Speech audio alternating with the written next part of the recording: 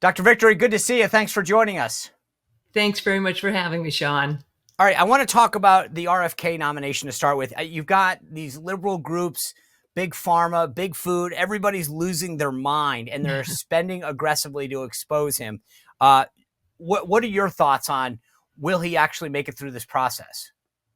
Well, I certainly hope so. I think that the nomination of Robert Kennedy Jr. was a brilliant one from the Trump team, and I certainly hope that he makes it through the process.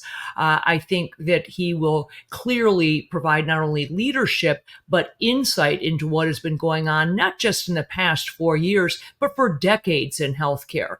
We need a complete overhaul, a revamp of all of our three-letter institutions, the CDC, FDA, NIH.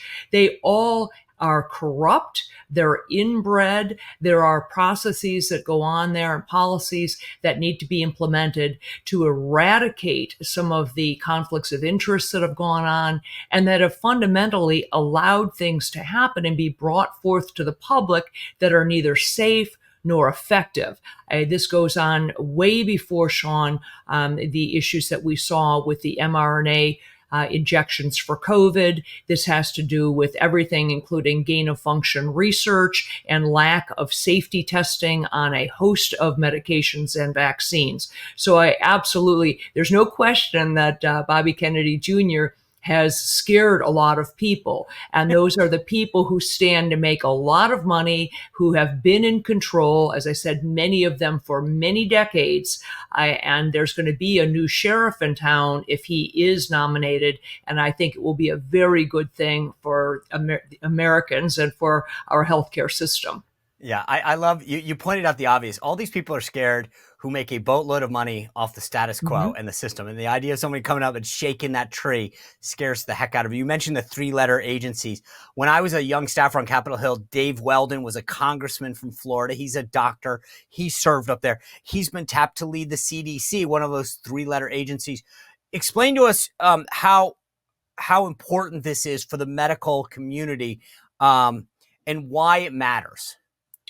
Well, without talking about any individual candidate, the issue with revamping and exposing what I refer to as the fraud and corruption, say, at the CDC, is that Congress has allowed people to do things, for example, like own parts of patents on drugs that they have oversight in mandating or recommending to Americans. There is a conflict of interest there that is so obvious that it's hard to imagine how that could go on, how an Anthony Fauci or Deborah Birx or Rick Bright could own a part of a patent on a medication that they then recommend. That needs to be overhauled.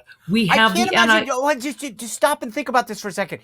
So you are in the government, you are helping to approve stuff, and you can own part of the patent? Correct. This has been allowed to go on for decades.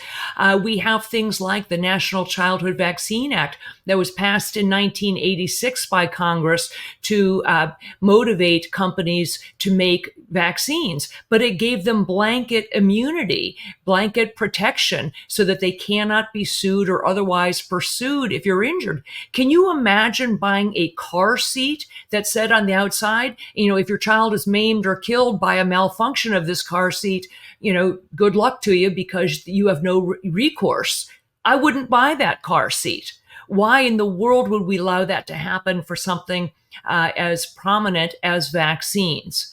Then we have the issue of gain of function research, and whoever heads up the NIH hopefully will really take a close look at that.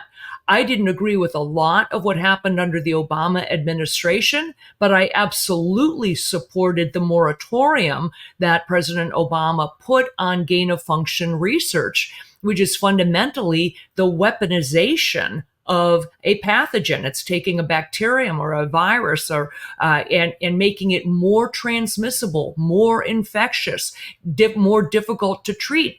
And that is going on right now with things like the bird flu. This is insanity. So we need every one of these different agencies to be completely overhauled. We need to kick out those people who were involved in things like censorship and suppressing information that people like myself tried to bring to the public during the past 5 years. And I believe Bobby Kennedy is the perfect person to lead the entire charge and then get the individuals in place to do the individual agencies.